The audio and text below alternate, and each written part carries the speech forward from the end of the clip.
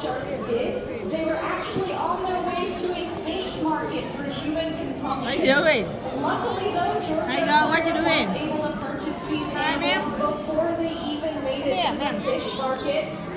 And from there, we realized we did kind of a silly thing.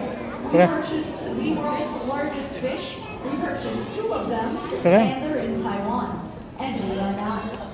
So how are we going to get that massive fish all the way from Taiwan to Georgia Aquarium? FedEx. Well, the UPS shipped them, of course.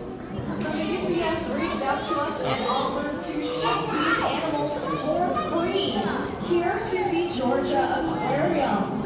That has now become their forever home, and they have been imperative in understanding whale sharks as a whole. In fact, to this day, we don't know very much about these animals. Did you know we have no idea how they live or how they give birth? However, we were able to partner with Emory University to create the first complete genome of a whale shark, which gives us a much better understanding of their biology. Anyone want to guess how big their throat is? It's about the size of an American quarter.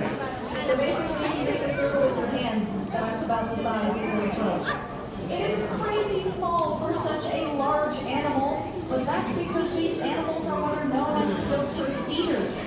So they eat extremely small microscopic things like krill, brine shrimp, plankton, and zooplankton, which means they're the biggest fish, but they're also very harmless. We can think of them as gentle giants. And these gentle giants do a lot for all the other fish we're seeing right now.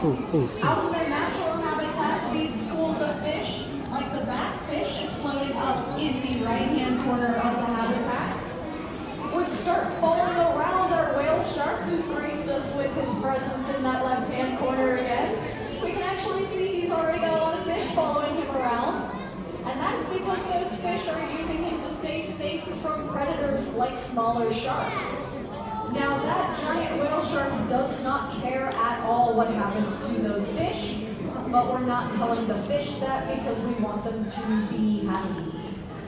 And over time, smaller groups of sharks will also start to follow that one whale shark around, since it's a really good source of food with all those fish swimming around it. And over time, more and more animals will come to rely on that whale shark as a home and a place to eat and live and thrive. So it is incredibly important that whale sharks stay around. However, they do eat a lot of plastic.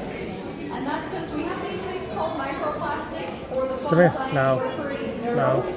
They're extremely small pieces of plastic that come from things like plastic water bottles, plastic utensils, and those plastic bags that are at the grocery stores.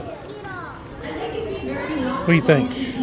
What do you think of it? So one of the ways that we encourage the health and well-being of our oceans here at Georgia Aquarium is by reducing, reusing, and recycling, because y'all can really make a difference just by doing that and that alone.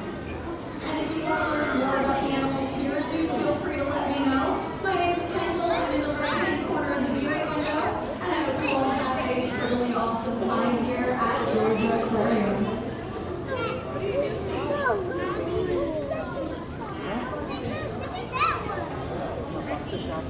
Yeah.